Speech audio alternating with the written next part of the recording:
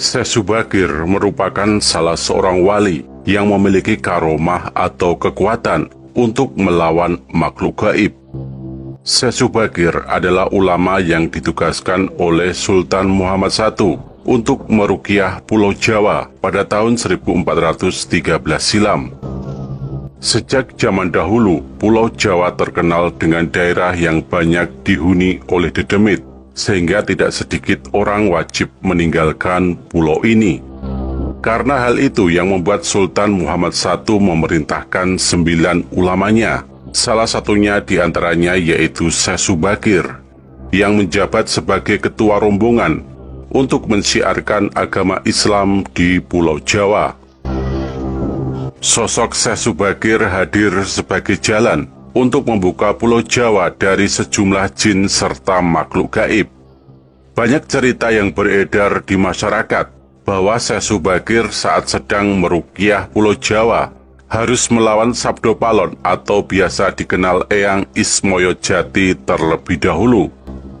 Dalam peperangan itu, Syekh Subagir diceritakan melawan Eyang Ismoyo Jati selama 40 hari 40 malam di Gunung Tidar, yang akhirnya berakhir dengan perjanjian antara Syekh Subagir dengan Eyang Ismoyo Jati.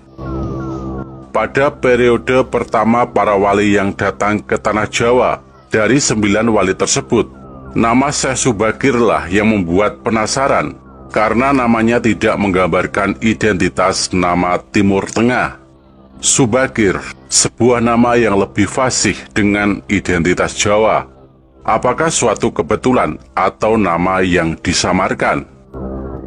Syekh Subagir dari 9 orang ulama yang datang ke Pulau Jawa tersebut, dialah yang memiliki spesialis ilmu kanuragan dibandingkan dengan yang lainnya. Bukan hanya ilmu kanuragan, bahkan banyak ilmu-ilmu lain yang dia miliki, misalnya ilmu lingkungan. Karena itu dia berhadapan dengan Ki Semar, penguasa yang berada di wilayah Tidar. Tersebutlah Ki Semar berhadapan tanding dengan Syekh Subagir.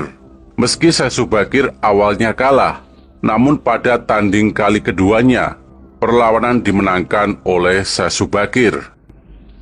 Cerita kekalahan Ki Semar inilah diakhiri dengan perjanjian dimulainya penyebaran Islam. Diperbolehkannya Syekh Subagir menyebarkan agama Islam.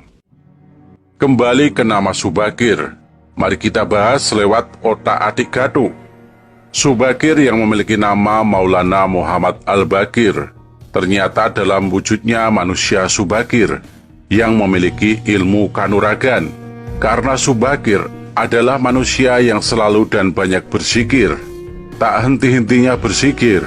Dia dekat dengan Sang Pencipta hingga diberi keistimewaan karena kebiasaannya yang selalu berzikir.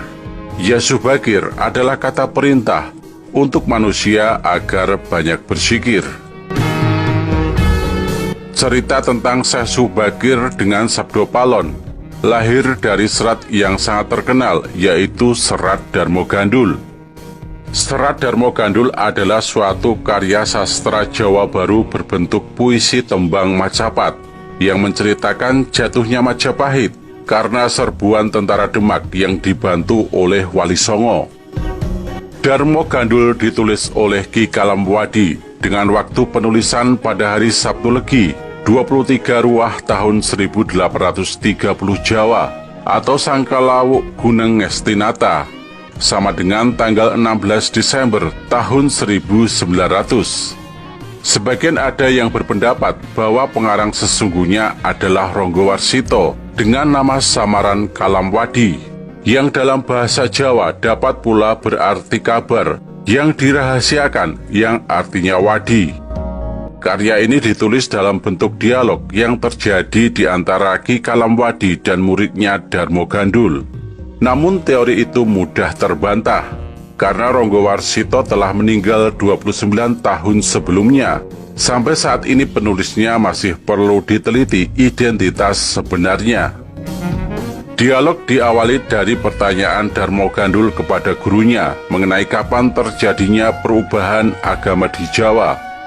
Disebutkan bahwa Ki Kalamwadi kemudian memberikan keterangan-keterangan berdasarkan penjelasan dari gurunya yang bernama Raden Budi. Cerita dan ajaran yang diuraikan oleh Ki Kalamwadi memuat berbagai hal, antara lain jatuhnya kerajaan Majapahit, berbagai peranan Wali Songo dan tokoh-tokoh lainnya pada awal masa peralihan Majapahit Demak, topik-topik dalam ajaran agama Islam, serta terjadinya benturan berbagai budaya baru dengan kepercayaan lokal masyarakat Jawa saat itu. Hampir seluruh isi Serat Darmo Gandul merupakan bentuk turunan dari cerita Babat yang telah ada sebelumnya. Kitab yang dimaksud adalah Babat Kadiri yang ditulis pada tahun 1832 oleh Mas Ngabehi Purbawijaya dan Mas Ngabehi Mangunwijaya. Drewes, seorang orientalis Belanda, mengungkapkan bahwa Babat Kadiri menyediakan tema utama dan ide bagi penulisan Serat Darmo Gandul. Kita kembali ke cerita Syekh Subakir. Ketika Syekh Subakir meruqyah Pulau Jawa, aliran yang paling banyak dianut pada saat itu adalah sekte Tantrisme. Sekte Tantrisme merupakan sekte yang menggabungkan antara dua agama, yaitu Buddha dan Hindu Siva. Di ajarannya, para pengikut sekte Tantrisme wajib melakukan ritual Pancamakara Puja. Pancamakara Puja merupakan upacara mengitari tumpeng dan ingkung dengan maksud untuk memuaskan hawa nafsu supaya bisa muksa. Sekte ini pernah menjadi kepercayaan yang banyak dianut oleh sebagian penduduk Jawa kuno, terutama para raja yang sedang berkuasa pada saat itu. Raja-raja yang ingin melanggengkan kekuasaannya dan menjaga hartanya wajib melakukan ritual ini. Salah satu di antaranya yaitu Raja Singosari. Terlebih lagi untuk mendapatkan syarat seperti ingkung, daging dan arak yang sangat mudah untuk didapatkan. Dari latar belakang kondisi seperti ini, apabila yang dilawan Syekh Subakir merupakan Eyang Ismoyojati, itu sangat tidak masuk akal. Alasannya cerita tersebut lahir dari Serat Darmo Gandul yang penulisnya saja anonim. Sedangkan argumen yang paling kuat melihat penjelasan di atas, bahwa yang dilawan Syekh Subakir merupakan guru atau dedengkot dari sekte Tantrisme Kiri. Kemudian alasan ini diperkuat bahwa munculnya kepercayaan mengenai saling kerjasamanya antara manusia dan jin, yaitu banyak diajarkan di dalam sekte Tantrisme. Hal inilah yang juga menjadi bukti bahwa para ulama yang datang sebelum Syekh Subakir bukan dimakan oleh dedemit, melainkan dihabiskan oleh orang yang bekerja sama dengan para jin atau biasa kita katakan dengan istilah santet.